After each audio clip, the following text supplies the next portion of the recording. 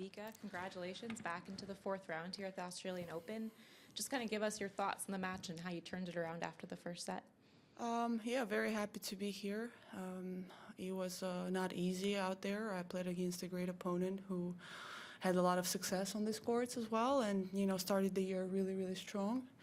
So we have always quite big battles. Our last battle in Guadalajara was another heartbreaker. So, but yeah, I just I felt like first set she came out playing incredibly well, and I was a bit, kind of like one step off. My serve wasn't really working, and I just kept trying, to find my rhythm, try to go back to my basics, take one point at a time, do things a little bit more, a little bit faster, hands a little bit faster with my feet, finish my serve a bit more, and one point by point, I felt like I started to shift momentum, and then I kind of hanged on,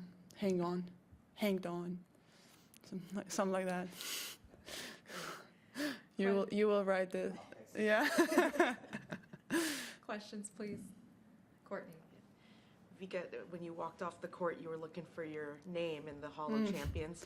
Yeah. Should we be reading into that at all in terms of No. how confidently that performance made you feel? No, and not really not. I didn't know that they're changing them because I walked earlier in practice and saw my name, and yeah, but there's nothing to read into. But I didn't know they're changing the spots actually, so that was kind of interesting. But it's something that I can be proud of myself for the rest of my life. My name is going to be ingrained in the history, and I feel like sometimes when maybe you don't feel confident with yourself, when results are not there, you kind of forget what you've done. And I'm very hard on myself, so I try to be a little bit kinder to myself. Try to, look more objectively on the bigger picture rather than just focusing on sometimes like what happened now and whatever. So to take my lens a little bit out of the zoom out sometimes. Yeah. Okay. Go ahead. All right. How much those good vibes you have on the court inspire you when you play a match like that with the results you have, obviously in the past? How much does it help mentally? Yeah, I think that honestly for me the trick is always like if I focus my good vibes based on the result, it feels like it plays the trick, because those are things that are out of my control. Sometimes I can play amazing and I can still lose. So I actually try to keep my good vibes, if that's the word, more consistent and really focus on what I can do, what I can control.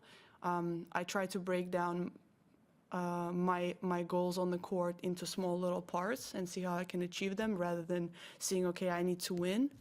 And I think that keeps me more grounded, that keeps me more focused, definitely more consistent. And yeah, I feel like the energy that I put out there is strong. I fight for every ball no matter what the score is.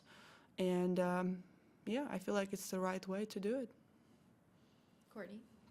Vika, in terms of the match tonight and problem solving, what is most satisfying to you? The actual successful problem solving you did, or the execution side of being able to, execute the solution that you saw? Well, probably a bit of both. I felt like in the first set, I was kind of looking for a solution without kind of doing my basics, and that was like kind of running before I actually have to do something. So I was trying to fix something that I didn't have a foundation of. So I actually told to myself, like I kept looking at my coach a little bit, and not too much, but like he's gonna tell me something magical, and all of a sudden everything's gonna change. But I told myself, like, nobody's gonna play for you. You just gotta go out and do what you believe is right, and that is something that I'm proud of. Is for not freaking out or like feeling bad for myself, because that's kind of I think sometimes normal reactions when you have disappointment, when you have a challenge in front of you. So yeah, the solution solving is definitely something that I'm proud of. But also to simplify things a little bit. You sometimes to look for a solution, you get a little bit caught in too many things, and to simplify that, like I did today, I think was very important. Any more questions? Courtney? Just looking ahead, obviously you play either Sakari or Zhulin, but just the fact that it is a round of 16 with an opportunity to get back into the quarterfinals for the first time here in a little bit of time, how big of the match is it to you, and how do you simplify it to just being a match? Yeah.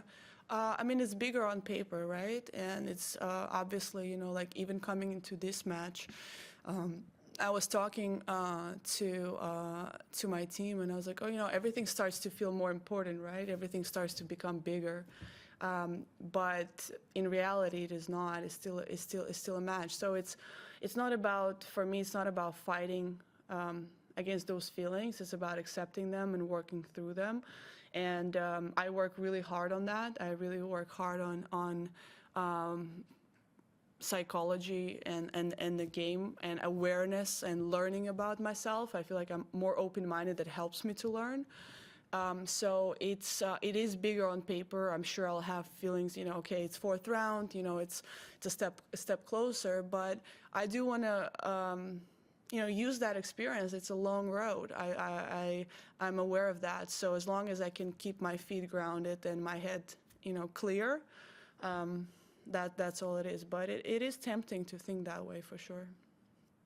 Any last questions? Courtney, go ahead. And then just in terms of, sorry, it flew out of my head. But when you talk about the simplification of things and keeping things as normal as possible, a lot of, we had Andy Murray last night play his match, and, that's an inspiring, result for somebody who was a champion right alongside you. Yeah. At the same time, a lot of the champions that were right alongside you have kind of retired and are no longer in the game. I'm curious, how much inspiration do you take out of that? Like seeing, a great champion like that pull off something. Not that I thought that you were up until 4 o'clock, but I definitely was not. But just knowing the result happened. I mean, honestly, I take inspiration from anything, really. It's I really respect Andy and his grit. It's very impressive to see how hard he works for what he is. I also sometimes question why he do it. Like, I'm not gonna lie. Like, you've got everything. You have kids at home, and I'm like, why you still, like last year, why you still going to challengers? But it's his way of doing it. And I've seen him. We were training in the same place actually in off season, and I saw how hard he worked. So it's definitely impressive, and I think he's sticking to what he believes, even though a lot of people are telling him, different things. So that for me is admirable. But I feel like there's so much inspiration around girls, guys. There's so much talent. There's so much excitement around tennis. And for me, it's about looking at the new generation and how I can beat them, because they're coming with with a lot of power, a lot of fearlessness, and yeah, I kind of tried to remember. I was 16, I was 17, I was 18, and somebody thought like, oh, I'm playing this young girl.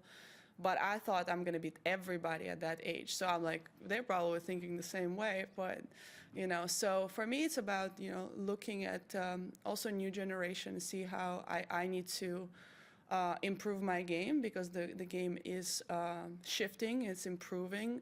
It's a challenge. But in terms of inspiration, I think it's up to you how you want to look at it.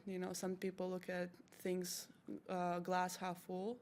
Some people look at it glass half empty. So I feel like it's up to you.